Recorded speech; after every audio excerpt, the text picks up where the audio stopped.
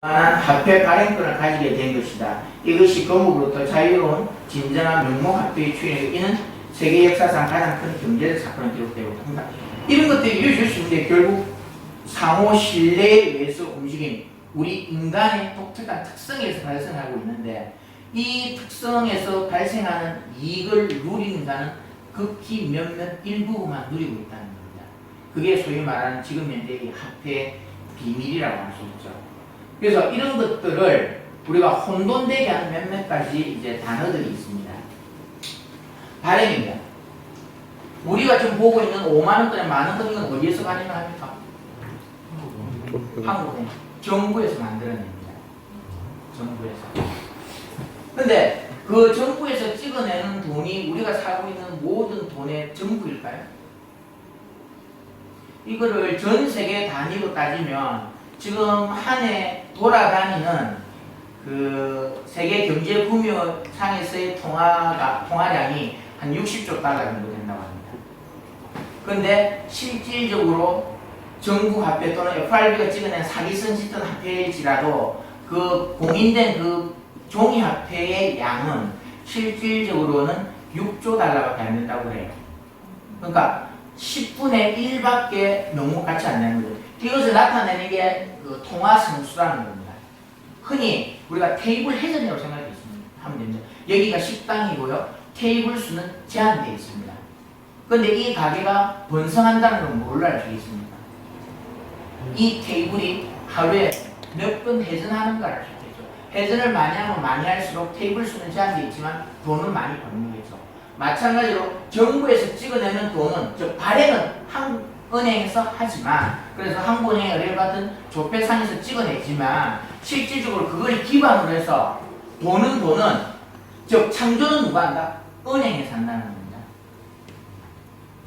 그래서 이 은행의 창조 능력과 정부에서 찍어내는 발행한다는 이것들이 혼돈되기 때문에 정확하게 금융국점의 그 맹점을 우리가 제대로 알 수 없는 거고요. 그 다음에 또 하나가 추심입니다.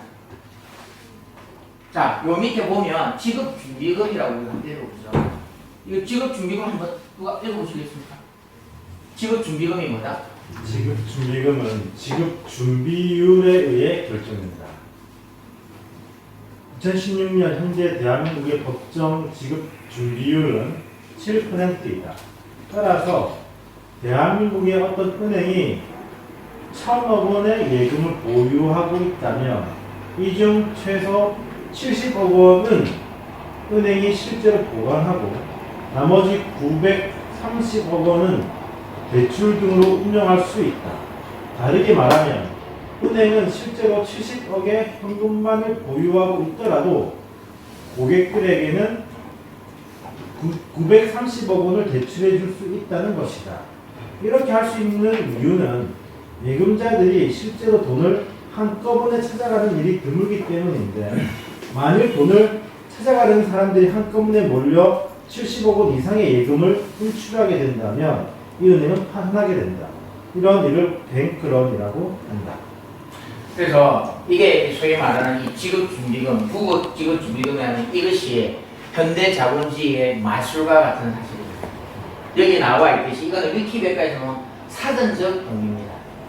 즉 1,000억의 예금을 보유하고 있다면 그중 7%에는 70억만 남기고 930억은 다른 사람들이 빌려줄 수 있다는 겁니다. 예금액이라는 건 뭐죠? 여러분들이 은행에 맡긴 돈입니다. 내 돈을 담보로 7%를 제외한 93%의 돈을 다른 사람한테 그냥 줍니까? 이자 받고. 이거는 정말로 누워서 땀 짚고 헤엄치는 일이죠. 이런 은행이 왜 이렇게 말 그대로 특혜받은 은혜와 같은 이런 일을 할 수 있는가에 대한 역사적 근원은 아까 말씀드렸듯이 1694년 영국에서 영국 국왕이 전쟁을 치르기 위해서 은행 자본가에게 돈을 빌려온 그때 맞바꾸치기 한 그 특허 걸리기 위해 아무런 역사적 연원이 없습니다. 자, 그래서 이거에 대한 그 역사적 사건이 있습니다. 몽고메리 은행 사건이라고 1970년대 미국에서 일어난 사건입니다. 변호사가 집 담보 대출을 받았어요. 그런데 결국 이제 부도가 났고 이 사람은 이제 집을 뺏기는 형편인데 뭐 배운 게 도둑질이라고 이 사람이 은행을 상대로 재판을 겁니다. 은행이 나한테 해준 건 전혀 아무것도 없다. 뭐 은행이 나한테 뭘 해줬단 말이라고 재판을 걸어요. 그래서 그게 정식 재판으로 갑니다. 그래서 그 재판에 참고인으로 그 몽고메리 제일은행의 은행장도 다 참고인 조사를 하는데 재판장이 묻죠. 너 은행이 하는 일이 뭐냐? 라고 해서 이 몽고메리 은행이 하는 말입니다. 은행이 하는 일은 그냥 공중에 휙휙 쳐서 돈을 만들어내는 게 은행의 일이라고 표현합니다. 그걸 듣고 있던 재판장이 그거는 사기처럼 들리는데요 라고 했습니다. 그리고 그 재판장 6개월 뒤에 죽죠. 뭐 아주 음모론적이지만 이게 바로 지금 자본주의에서 돈, 화폐를 만들어내는 것은 은행인 것이고 그 은행이 그것을 공짜로 주지 않는 것이고 우리한테 대출로 만드는 거죠. 그래서 자본주의에 대한 그 제가 참고 목록을 다 보시면 알겠지만 EBS 만든 자본주의 5부작 시리즈가 있는데 그 첫 번째 장이 이겁니다. 돈은 빚이다라고 나옵니다. 여기서 말하는 돈은 엄밀히 말하면 화폐죠. 화폐는 빚이다. 이 순환 시스템 자체가 대출, 빚이라는 형태로 계속 이것이 만들어지는 거기 때문에 돈은 빚으로 시작하는 거죠. 그리고 그것이 바로 성장 제일주의로 나갈 수밖에 없는 구조적 모순의 가장 핵심인 겁니다. 그래서 자본주의는 바로 이러한 속성들을 지니고 있는 것이다 라는 것이 그거고요. 그리고 이 추심이라는 게 하는 문제가 아까 말했듯이 은행이 그렇게 돈을 창출할 수 있는 핵심은 예금자가 맡긴 돈이 핵심입니다. 그리고 대출할 때도 뭐죠? 내가 그 돈 안 떼먹게, 만약에 그 돈 떼먹게 되면 내가 뭐 땅을 저당 잡힌 거든 집을 저당 잡힌 거든 가져가 라는 내 약속이 돈을 만드는 원천입니다. 그리고 그 원천, 나의 약속, 나의 신뢰, 그걸 가지고 걔네들이 돈을 만들어내고 장사를 함에도 불구하고 사정이 안 됐을 때 여지없이 압류가 들어가죠. 그리고 그 압류 추심이라는 것도 보면 소멸시효가 있습니다. 민법상 금융기관에서 빌린 돈이 마지막 상한일로부터 5년이 지나면 시효가 끝난다. 소멸시효가 지난 채권은 추심하는 것 자체가 불법이다. 채권 추심법 11조는 무효이거나 존재하지 아니한 채권을 추심하는 의사를 표시한 행위를 금지한다고 명시하고 있다. 그러나 여전히 대부업체 시장에서는 소멸시효가 다 된 채권들이 알마리에 헐값에 거래되고 추심되어진다. 또한 소멸시효가 지난 채권도 소송을 통해 얼마든지 소멸시효를 인정할 수 있다. 은행에서 부실 채권을 안 씁니다. 그럼 얘네들은 손실 처리를 해요. 즉 1,000원짜리를 아니할 말로 저런 채권 추심하는 회사에다 대부업체 이런 데다가 얼마에 파느냐? 1,000원짜리를 100원이든 50원이든 팝니다. 그러면 그 업체들이 그걸 사서 괴롭혀요. 맨날 이제 뭐 드라마는 70, 60분에 전화하고 폭력적인 행사 들고 또 그것도 저게 분명히 5년 전이면 안 된다고 했는데 얘네들이 소송을 겁니다. 소송을 걸면 그 시점부터 다시 또 연장이 나요. 그래서 악착같이 받아납니다. 우리의 약속, 우리의 신뢰에서 바탕한 그 돈을 가지고 부당 이익을 누리면서도 끝까지 해내는 것. 그것이 지금 현재 오늘의 금융, 아주 나쁜 은행의 어떤 역할 중에 하나죠. 그래서 뭐 오늘 농담삼 얘기하자면 그 자본주의를 없애는 방법은 딱 두 가지입니다. 내가 취직을 하지 않는다라든지 자본주의 내에서 이루어진 상품 견제죠. 아무리 물건이 많더라도 돈을 가지고 사지 않으면 우리가 그걸 구하지 못하니까 상품 견제인데 상품을 사지 않는다. 취직하지 않는다, 상품을 사지 않는다면 자본주의는 망합니다. 마찬가지로 은행 또한 아까 우리가 흔히 뭐 저축은행 사태 해가지고 그런 뉴스는 오지만 정말 나쁜 은행이라 싶으면 예금자들이 일시에 몰려와서 내 돈 내놓으시오라고 합법적으로 내 돈 찾으면 됩니다. 그걸 뱅크런이라고. 뭐 아니면 그게 착한 은행 만들기 운동이 될 수도 있겠죠. 그래서 그런 것도 하나의 사회운동으로 제시해보면 됩니다. 자, 이까지가 우리가 자본주의 그리고 화폐 경제, 은행의 역할에 대해서 우리가 봤는데요. 이제 다음으로 왜 한계인가 좀 보겠습니다. 여는 것은 케네스 골딩이라는 경제학자의 여는 걸로 제가 지랄했는데요. 기하 흡수적 성장이 유한한 세계에서 영원히 계속될 수 있다고 믿는 사람이 있다면 그는 미친놈이거나 경제학자일 것이다. 자, 참고로 제가 여기 2008년도 BBC, 영국 공영방송 BBC에 실시한 설문조사를 제가 예를 들었는데요. 지난 1,000년간 가장 위대한 철학자 1위, 지난 1,000년간 가장 영향을 끼친 책 1위, 세계에서 가장 영향력 있는 철학자 1위, 카를 막스고 그의 책 다스 카피탈, 자본입니다.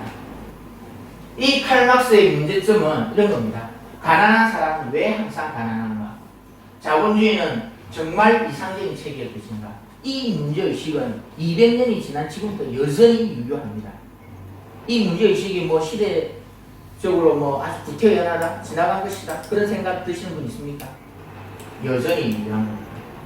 그리고 자본에서 가장 많이 인용되었으며 무엇보다 노동 가치에 대한 개념을 줬던 국부론의 저자이자 자본주의 아버지로 불리는 아담 스미스 또한 꿈꿨던 세상은 1%의 탐욕과 부패로 나머지 99%가 고통받는 세상이 아니라 모두가 함께 잘 사는 세상이었다. 스미스는 자본주의란 말을 단 한마디도 하지 않았지만 그 유명한 보이지 않는 소문구조차 단 한 차례만 언급되었다. 그의 이상은 인간의 도덕적 범위 내에서 완전히 자유로운 시장 체계로 요약할 수 있다.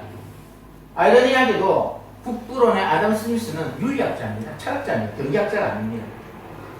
윤리학자, 철학자의 입장에서 잘못되게 흐르는 세상에 대한 문제의식에서 출발하게 바로 국부론입니다. 그래서 아까 우리가 실업률을 얘기했는데요. 이 실업률이 왜 이렇게 될 수밖에 없는가? 자, 우리가 정치인들이 하나같이 이야기합니다. 실업을 없애겠다. 청년 실업, 고용을 늘리겠다라고 이야기합니다. 이거 거짓말이라고 우리 다 알고 있죠. 왜 거짓말입니까? 칼 막스는 자본에서 여러 중요한 것들을 얘기를 하지만 두 가지를 뭐 제가 얘기하는 것 중에 하나가 노동 가치서도 유명한 것이고요.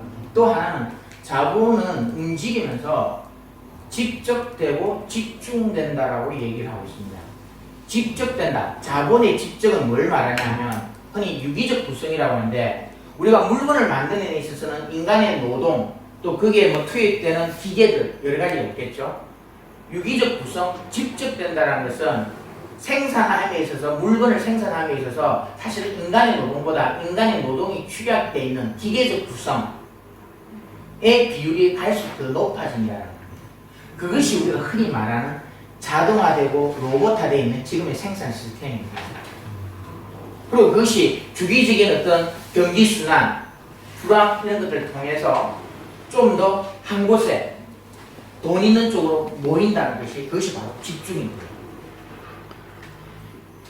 그래서 지금 왜 고용이 아닌 소득이냐라고 이 클리포드는 얘기했냐면 A 플러스 B 정리로 알려진 기업의 비용과 가격 측정에 관한 분석을 통해 풍요 속의 빈곤 현상을 지적했다.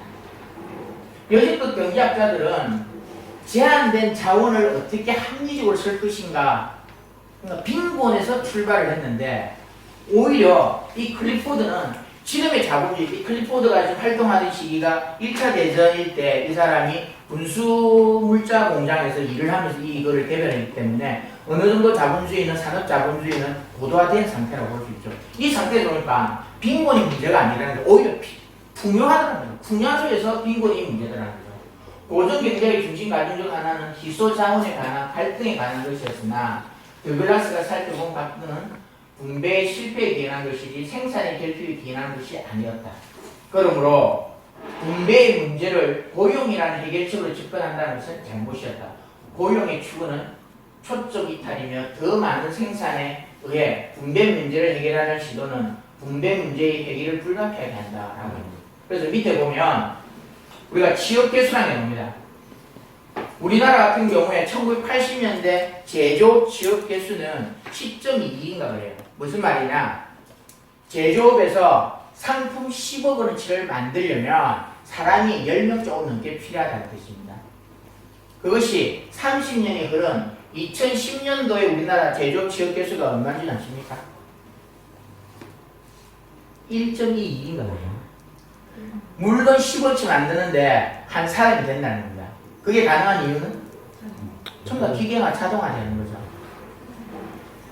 그렇게 갈 수밖에 없는 게 자본의 속성이에요. 자본이 내세우는 여러 가지 중에 하나가 투자 대비 횟수의 문제이고 경쟁, 혁신인데 흐름이 그렇게 가는데 거기에서 인간이 더 이상 들어갈 자리가 있습니까? 없죠. 그래서 그럼에도 불구하고 정치가들이 고용을 늘리겠다. 그것은 거짓말이라는 겁니다. 그래서 여기도 지금 보면 이 자료가 4차 산업혁명과 고용 그리고 기본소득이라는 건데 자, 고용은 구조적으로 더 이상 늘어나지 않는다. 그렇다면 어떻게 할 것인가? 자본주의가 돌아가기 위한 전제 조건이 뭡니까? 만들어내려면 소비가 돼야 되죠. 구매력이 떨어진다는 것. 한쪽에서는 양적 완화니 뭐니 해서 화폐 가치가 계속 떨어집니다. 화폐 가치가 떨어진다는 거죠. 옛날에 100원이면 살 수 있는 것을 지금은 1000원 가지고 사든지 못 사든지 구매력 가치가 떨어진다는 거죠. 한쪽에서는 화폐의 구매력 가치를 떨어뜨리고 또 한쪽에서는 만성적인 산업 예비군 실업 상태로 해서 알수입 자체를 얻게 만듭니다. 이렇게 되면 자본주의 상품 경제는 돌아갈 수가 없습니다. 그래서 미국의 가장 최첨단 IT를 할 수 있는 실리콘밸리에 있는 그런 CEO들이 기본소득 문제를 얘기합니다. 왜? 그 기본소득이 가지는 의미는 즉 묻지도 않고 따지지도 않고 주는 그 현물이 가지는 의미는 자본주의가 돌아가려면 누군가는 살 수 있는 돈이 있어야 되니까 살 수 있는 돈을 어떻게 해야 된다? 취직해서 못 얻으면 다 줘야 되지 않느냐? 왜 다 줘야 되느냐? 그 철학적 의미는 좀 밝히고 자, 그래서 고용이 아닌 소득이라는 것이 시대적 아이템이라는 거죠. 그래서 지금 이 장 자체가 이제 자본주의 한계인데요. 모두가 잘 살게 될 거라는 아담 스미스의 예언도 틀렸고 혁명이 일어나 자본주의가 무너질 거라는 칼 막스의 예언도 틀렸다. 정부가 규제해야 한다는 케인스도 시장을 믿어야 한다는 프리드리 하이테크의 그런 주장도 사실은 문제들 입장에서 계획경제를 반대했고 사회주의 및 전체주의 좌파의 경제의 기초를 부표하고 신자유주의 사상에 아우르는 게 하이에크입니다. 또 이제는 더 이상 해결책을 주지 못하고 있다. 지금 현재 우리가 겪고 있는 것은 소위 말하는 신자유주의의 실패라고 보면 됩니다. 그래서 지금까지 경제학에서 양대 산맥이라는 것이 유효 수요력을 구매력을 늘려야 한다라는 케인 좌파냐 아니면 시장의 모든 걸 맡겨야 된다 정부를 축소해야 된다라는 하이에크냐인데 아직까지도 어느 쪽이 맞다 그러다의 문제는 아닌 것 같습니다. 결국 시대가 정책을 만들어내고 그 정책이 우리의 삶에 영향을 주고 있습니다. 그래서 모두들 심혈을 기울여 자본주의를 변화시킬 대안을 내놓았지만 여전히 자본주의는 온갖 문제점을 가지고 있다. 자본주의는 한계를 가지고 있다. 이거를 이제 우리는 흔히 노순이라고 자체적으로 그 안에 문제점을 가지고 있다는 겁니다. 자, 그리고 이거는 이제 여러분을 위한 팁입니다. 덥죠? 네. 뭐 너무 딱딱한 그 경제 이름만 하면 여러분한테 도움이 안 될 것 같아서 제가 오늘 오신 분들 그냥 특별한 선물 2가지를 준비해놨습니다. 돈 벌 수 있는 선물. 이게 그 첫대장입니다. 지금까지 자본주의란 무엇인가? 그 자본주의는 왜 한계인가를 이야기했는데요. 저걸 알려면 저게 소굴에 들어야 되듯이